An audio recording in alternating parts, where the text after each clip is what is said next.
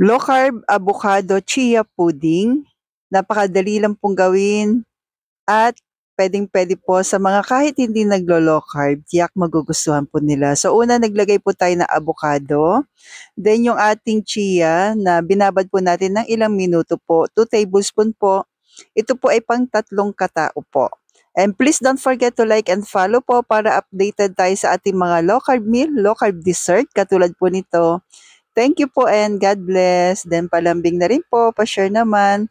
Then nag-add po tayo ng all-purpose cream at yung aking sweetener po ay liquid na monk fruit po available sa Jedder's Green Dahan. Pati po yung ating chia.